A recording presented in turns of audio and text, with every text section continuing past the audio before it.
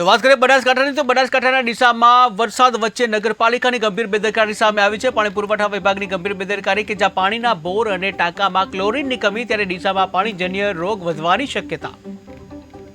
નગરપાલિકામાં અત્યારે જે જનરલ બોર્ડ બોલાવવું જોઈએ જુલાઈમાં એ બોલાવ્યું નથી અને એના પહેલાં જે ડીસા નગરપાલિકાના વિસ્તારોમાં પાણી પુરવઠા માટે જે બોરો છે અને બોરોના અંદર અત્યારે ચોમાસાના દરમિયાન ક્લોરાઇન નામનું એક વસ્તુ નાખી અને જે દવા નાખવામાં આવે છે અને દવાથી લોકોના શરીરમાં સ્વાસ્થ્ય જળવાયેલું રહે તેના માટેની એક વ્યવસ્થા વર્ષોથી ચાલતી હતી, પરંતુ આ છેલ્લા 1.5-2 મહિનાથી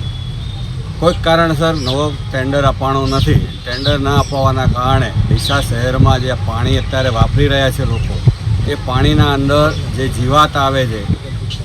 જન્ય અને જે જીવાત આજુબાજુના વિસ્તારોના ગંદા પાણી બી અંદર આવી જતા હોય, ગટરનું પાણી આવતું હોય, એના કારણે જે આ દવા નાખવાથી